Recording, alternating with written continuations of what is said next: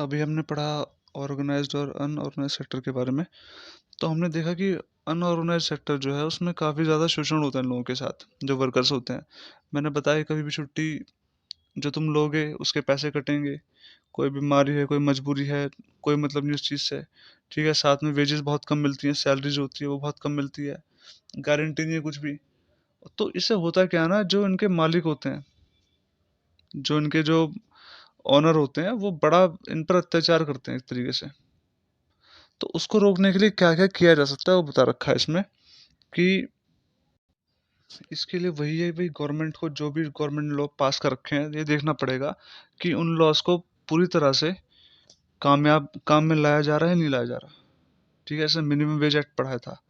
अब ये देखना है कि ये मिनिमम वेज एक्ट के हिसाब से काम चल रहा है नहीं चल रहा, उसके हिसाब से सैलरी मिल रही है नहीं मिल रही। देखो होता क्या है, लोग करते क्यों नहीं है, वो इसलिए नहीं करते क्योंकि एक तो पैसा कम देना पड़ता है। मिनिमम वेज एक्ट में मान लो ये है कि हर इंसान को तुम्हें 18,000 रुपये मिनिमम देने पड़ेंगे। ठीक, लेकिन क्या होता है, ये 18,000 रुपये ना दे करके 6-7 हज़ार रुपये में काम करवा लेते हैं। समझे? और लोग करते हैं क्योंकि भारत इतना बड़ा देश है, इतनी सारी पॉपुलेशन है यहाँ पर, कि तुम नहीं करोगे कोई और करेगा। तो इस वजह से इन लोगों का काफ़ी ज़्यादा शोषण किया जाता है।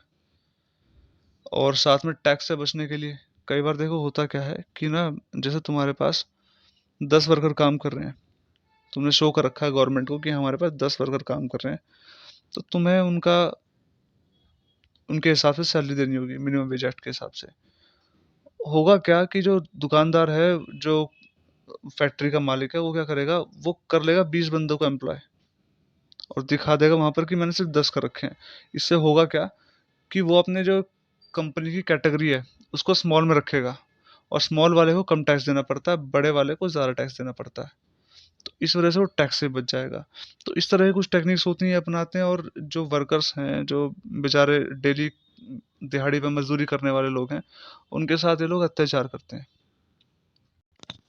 देखो हमने इकोनॉमी को दो तरीके से पहले बांट लिया।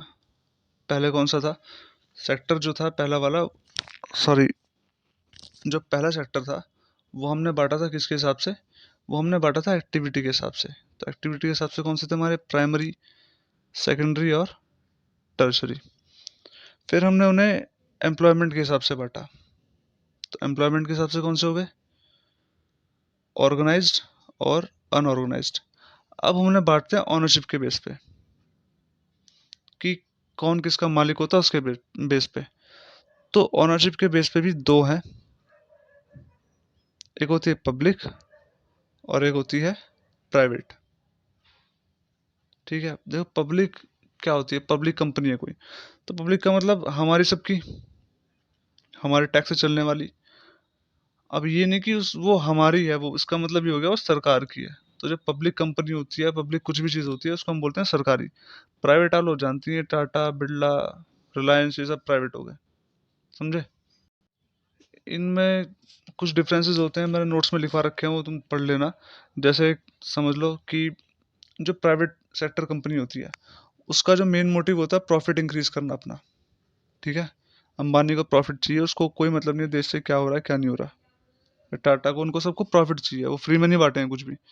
लेकिन जो सरकारी है, पब्लिक जो है, पब्लिक का काम होगा, पब्लिक जो एंटरप्राइज है, पब्लिक कंपनी जो है, उसका काम होगा वेलफेयर, जनता का। ठीक है, इसका जो पर्पस होगा प्राइवेट का, वो होगा कि अपना बिजनेस एक्सपेंड करना, बिजनेस को बढ़ाना।